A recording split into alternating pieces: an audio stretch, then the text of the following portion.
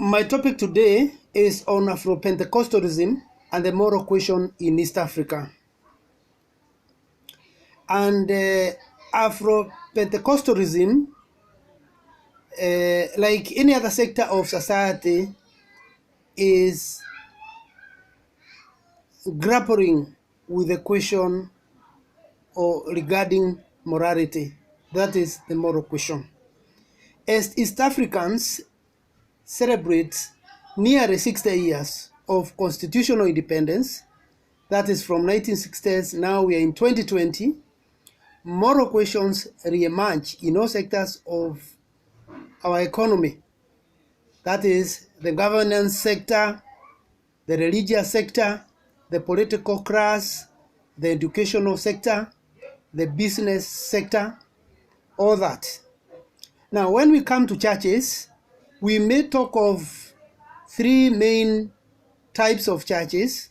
One is the missionary churches, the indigenous churches or the African instituted churches. The other one is Afro-Pentecostal churches. And within indigenous churches or African independent churches, we have PISAI, African Orthodox, the Karenga churches. And within Afro-Pentecostals, we have gospel outreach, we have full gospel, we have assemblies, we have Christian International, we have PEFA, we have KAG. All these religious outfits have to contend with the moral question. Now, I define Afro-Pentecostalism as a Pentecostal model that embraces dialogues or is in dialogue with some rich elements of African cultural heritage in their general conduct, speeches, sermons, rituals, and generally in their ecclesiastical discourses. It is indeed the model that emerged at the turn of the 21st century as the most dominant, almost eclipsing, if not eclipsing, the mainland churches completely. Now, in Afro-Pentecostalism, you find the unconscious or the conscious embrace of African models of concern for the other, that is caring, listening, and general hospitality. Afro-Pentecostalism finds itself at home with African idioms, proverbs, riddles, rhythms, and metaphors, among others. Note, however, that although the new religious movement or the NRMs are not necessarily Afro-Pentecostals, but extremist groups in society, they are sometimes mistaken for new Pentecostals or Afro-Pentecostal outfits. Sometimes there's a very thin line between the two. But generally, like all sectors of our East African society, Afro-Pentecostalism is grappling with the moral question. Now, how does moral question among Afro-Pentecostals manifest itself? It manifests itself through general social dishonesty, which is growing as a common challenge across the various sectors of our society. The other one is through eulogizing and or promoting mediocrity rather than shunning it altogether. It can also manifest itself through general marital infidelity. The moral question can also manifest itself through emerging cases of spouse swapping, also through poor leadership structures, also through con artistry, also through financial mismanagement, which is common to all sectors of our economy these days. It can also be manifested through faking miracles and through skewed populist sermons, among others. Now, another thing is to distinguish between cults, new religious movements, and Afro-Pentecostalism. Now, one moral question that emerges from the outset is, how can we distinguish between cults, new religious movements, and Afro-Pentecostalism? Second, cults and NRMs have posed great challenges to society, even though they initially pose as neo-Pentecostals. A case in point is Restoration of the Ten Commandments of God ministry in Uganda, who initially displayed Afro-Pentecostal traits, but eventually ended up as a deadly cult and or an NRM outfit and not a conventional church. In this case, Pastor Joseph Kibwetere ran his congregants in mass suicide in March 2000 after Christ failed to return in the midnight of 31st December 1999, as he had told his faithful that Jesus was returning on 31st December 1999, as other millennialists had also erred.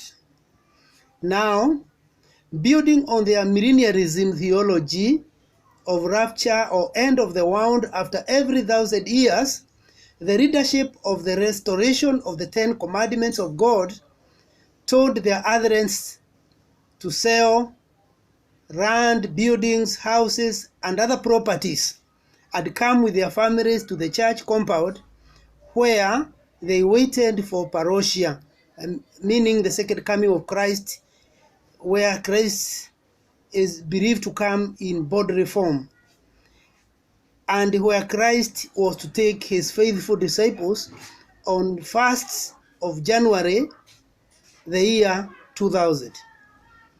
Now, another case, just like that one of Joseph Kibwetere in Uganda, a Ghanaian pastor had his video widely circulated in 2019 as he made his congregants take his bath water so as to earn blessings from God.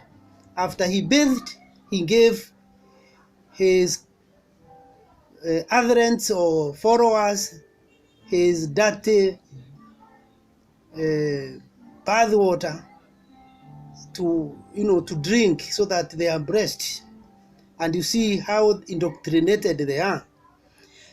The way the congregants were spotted sheepishly or innocently lining up to drink from a cup filled with this bath water shows the moral question is a major subject in the 21st century that cannot be swept under the carpet. Another unique case is that of the 37-year-old Zambian pastor, a man by name Brighton Samanjomba, of a religious outfit which he calls Heaven is My Home Church. As it eventually turned out, Pastor Brighton Samanjomba of Heaven is My Home Church died of malnutrition in September 2019 as he attempted fasting for 30 days. Of course, he was trying to follow Christ, but in the wrong way. He was, however, found dead by his wife in the early hours of his 20th day of fasting.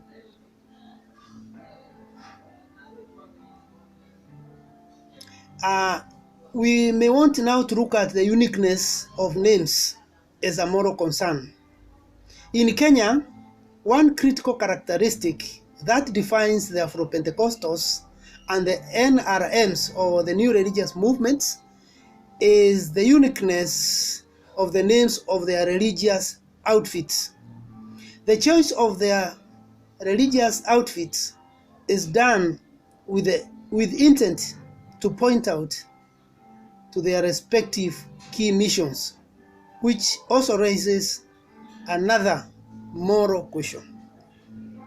In a nutshell, you will find appearing phrases such as Heaven Goers Church of Africa, Full Gospel Church of Kenya, the Genuine Church of Christ in Africa, Refined Gospel Church of Christ, and other phrases that give the wrong impression that other churches are not genuine, or other churches are not refined, or other churches don't give full but have gospel of Christ. Or it can also give an impression that the so-called other churches are not outreach churches, are not missionary churches, are not Holy Spirit churches, are not Christ-centered churches. And subtly, it cautions the individual members of that particular church against trusting their neighboring churches, hence hurting religious diversity and interfaith dialogue. You cannot dialogue with the people whom you have already dismissed. Certainly, this is another moral question, as such phrases casts aspersions on others and contradicts the command, thou shalt not judge. That is Luke 6:37. Now, we may need scholarly and critical thinking to unveil this. First, we need to recall scholar Roy Warry's typology, whereby he talks of new religious movements in general and categorizes them into three. That is, world denying, world rejecting, and world indifferent, and even world affirming.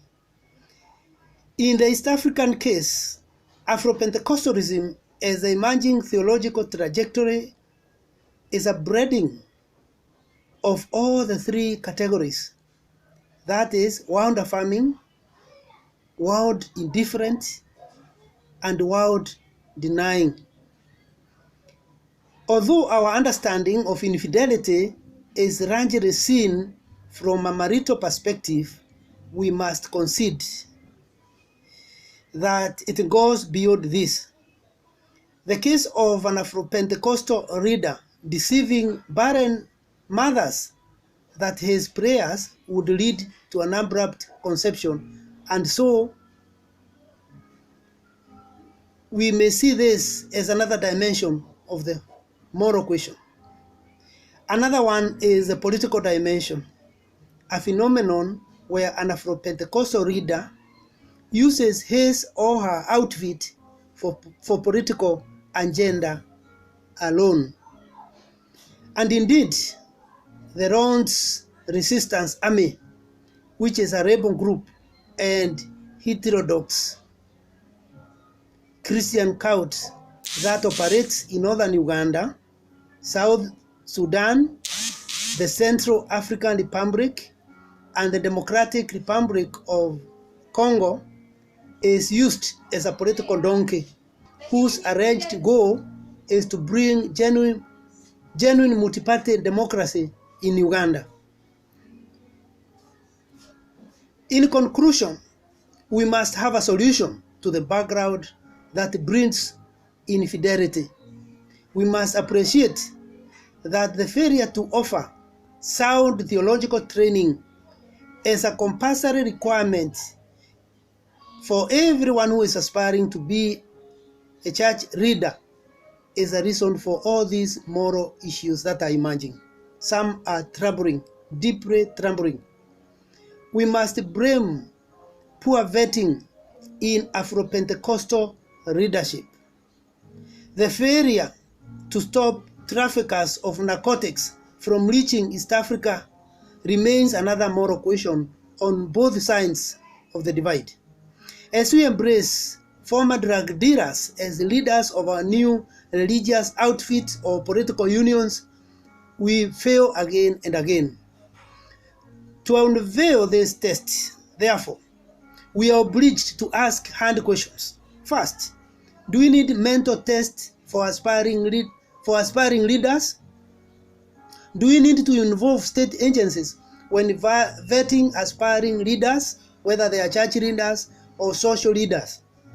Do we need to align ourselves to our national constitutions and statutes or installing leadership in all sectors of our national lives?